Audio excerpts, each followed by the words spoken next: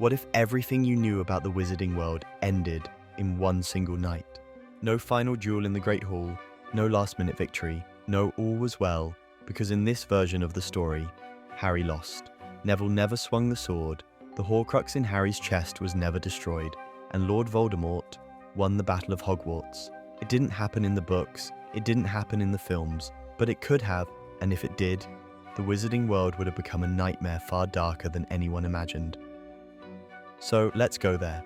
Let's imagine the night Hogwarts fell, and what came next in the reign of the Death Eaters.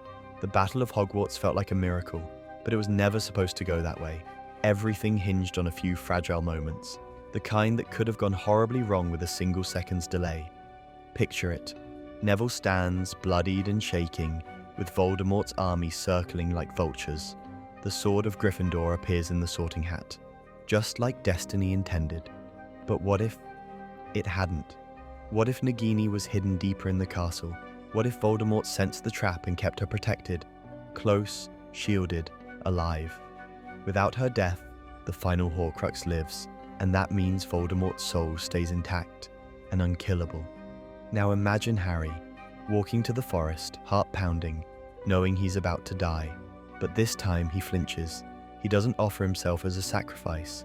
He runs, or hesitates, and the magic, that ancient selfless protection born from love, never activates. Now Voldemort doesn't just win, he wins completely.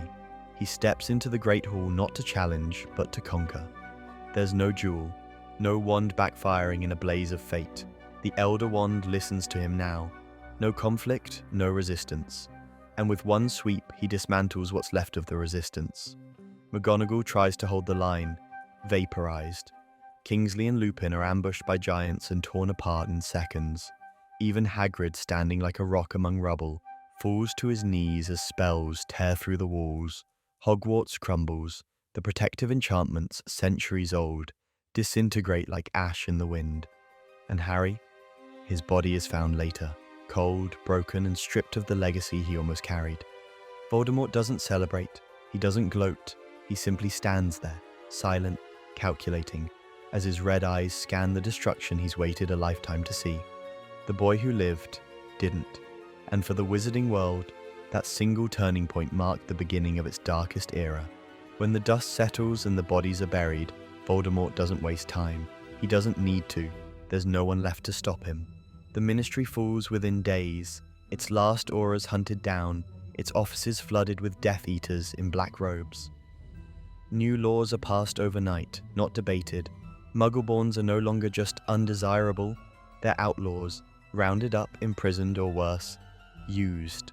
Azkaban becomes the heart of this new empire, not just a prison, a factory of fear. Dementors roam freely now, feeding off anyone who dares speak out.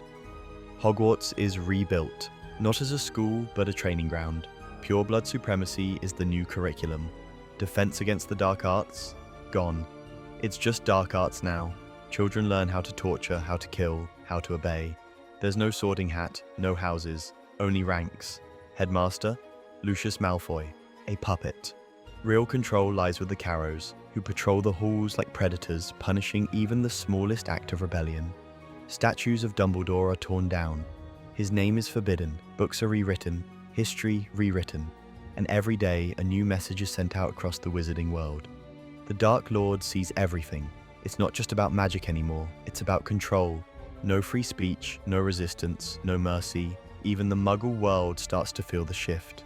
Disappearances, gas leaks, cover stories, but the truth, the magic has bled beyond the veil, and no one's safe.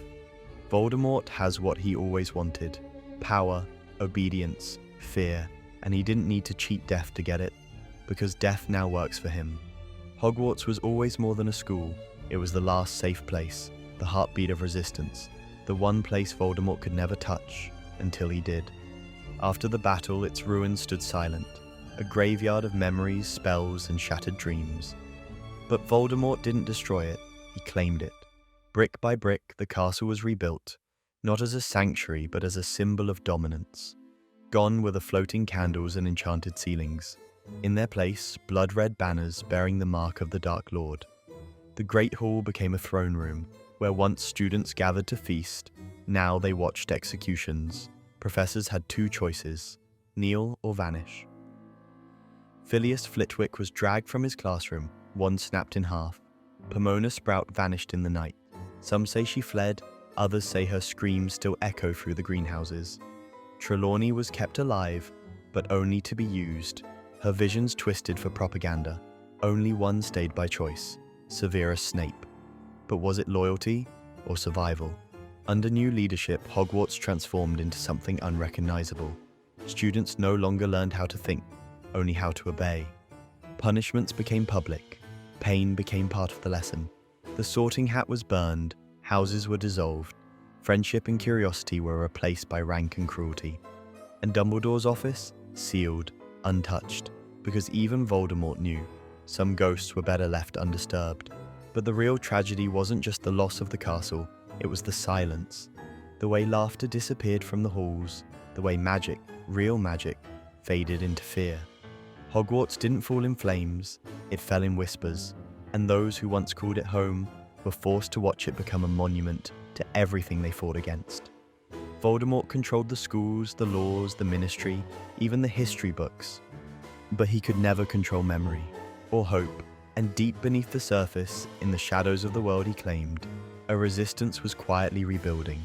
It started with whispers, crumpled notes passed in alleyways, old DA coins still enchanted, blinking messages long after their creators had disappeared. They called it the Ember Circle, a new version of Dumbledore's army, born from grief but burning with purpose. Led not by legends but survivors. Luna Lovegood, the dreamer who saw too much. Now hardened, strategic, and unpredictable. Ginny Weasley, fierce, loyal, and fueled by vengeance. And Dean Thomas, Seamus Finnegan, even Lee Jordan, each carrying scars and spells Voldemort thought he'd buried. They moved underground, literally. The room of requirement, once thought lost, still answered the call. Only now, it was a war room. Maps of Death Eater patrols, blacklists, smuggled wands. Their mission wasn't just survival, it was sabotage. They disrupted supply chains, broke into ministry records, freed Muggle-born prisoners bound for Azkaban, at great cost. For every victory, there was a price. Court members were publicly punished, families disappeared, and yet, the Ember Circle grew, because even in darkness, magic remembers. Old spells, long forgotten, were revived, charms twisted into weapons, portkeys disguised as broken teacups. The Forbidden Forest offered shelter, not safety, and though Voldemort's face was everywhere, whispers spread of a symbol painted on alley walls and castle ruins, a phoenix rising from a wand. The world didn't know it yet, but war had returned, not with fanfare, not with prophecy, with quiet, deliberate defiance, because as long as there was one witch or wizard willing to fight, the story wasn't over. The trio that once held the wizarding world together was gone, not just separated, shattered. After Voldemort's victory, Harry Potter became more than a fallen hero. He became a warning. His body was paraded through the streets of Diagon Alley, bruised, lifeless, eyes still open. A chilling reminder of what happens when you defy the Dark Lord. Some say Voldemort wanted to keep him alive, locked in a secret chamber, tortured, broken, a living trophy. Others claim Harry was executed on the spot. No one really knows. Because Voldemort made sure the truth vanished with him. Hermione Granger disappeared too, but not in chains. She went underground, a Muggle-born witch with a genius mind and nothing left to lose. She became a ghost in the system, rewriting spells, hijacking ministry files, and organizing the resistance from the shadows. Her name turned into a code among rebels. She who remembers, every whisper of hope, traced back to her, but her grief ran deep.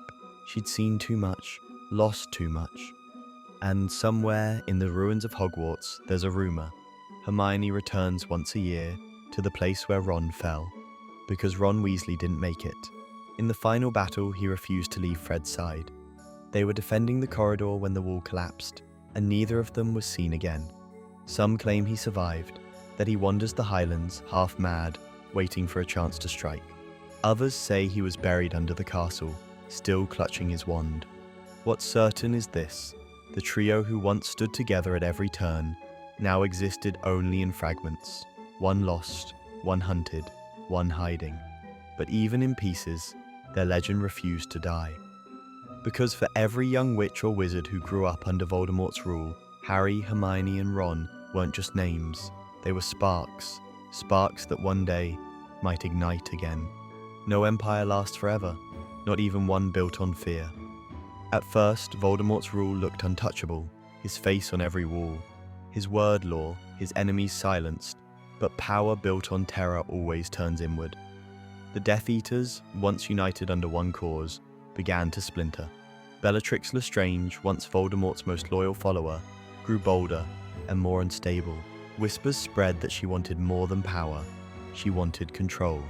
Some say she began performing dark rituals in secret, others claim she tried to raise a new heir of her own. Either way, she wasn't the only one with ambition. The Malfoys, disgraced and humiliated, began to pull strings behind the scenes. Lucius, bitter after being sidelined, started funding underground mercenaries. Draco, older now, disillusioned, quietly passed intel to the Resistance. Even Snape's double life became impossible to maintain. Though Voldemort had crowned him as a trusted headmaster, Snape's true loyalties never died, and eventually the Dark Lord noticed. Executions became more frequent, trust vanished, loyalty was replaced by paranoia. Wands were confiscated, spies planted in every department. The Ministry started investigating itself. But the moment that shook everything, a new prophecy, discovered in the Department of Mysteries, one that even Voldemort feared. It didn't name a chosen one. It spoke of a child born from the ashes of war, one who would rise not from bloodline, but from ruin. A child who would wield not just power, but the will of everyone Voldemort had tried to erase. And that prophecy, it leaked. The Resistance heard it, the world heard it, and for the first time in years, hope came back. The Empire didn't fall in flames, not yet, but the cracks were there, deep, spreading, and ready to collapse. Years passed.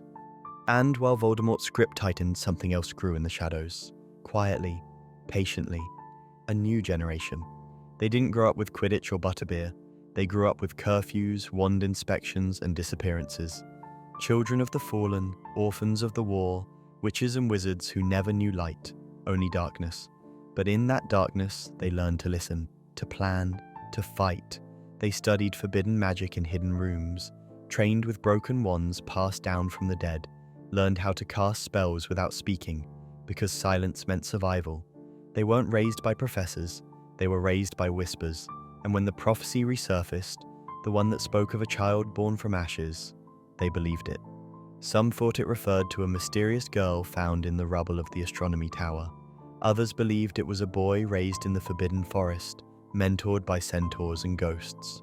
No one could agree on who it was, but the truth? It didn't matter, because the prophecy wasn't about one person anymore, it was about all of them. And so, they rose, wearing tattered robes and stolen masks, casting spells that hadn't been spoken in a century, marching toward the place where it all began, the ruins of Hogwarts. Their final stand wasn't for revenge, it wasn't even for victory, it was to take back the story, to prove that no matter how dark the timeline became, magic would always find a way to fight back. And as they stepped through the shattered gates, wands raised and hearts steady, one truth echoed louder than any spell. They weren't the next Dumbledore, they weren't the next Harry Potter, they were something else entirely. The future Voldemort never saw coming. So, what if the Death Eaters had won? What if Harry fell and Voldemort ruled? The answer isn't simple. Because in the darkest version of the wizarding world, where Hogwarts burns and heroes die, magic still survives. Not because of destiny, not because of prophecy, but because people refuse to stop fighting. Even in the worst timeline, hope finds a way in. A spark, a whisper, a wand raised in the dark. And maybe that's the real magic of this story. Not that good always wins, but that it keeps showing up. So now we ask you, if you were there, if the world had truly fallen, would you have fought back? Drop your answer in the comments, and let us know what you think would have happened if the Death Eaters had won. Because this story might be fiction, but the fight to stand for what's right, that's as real as it gets.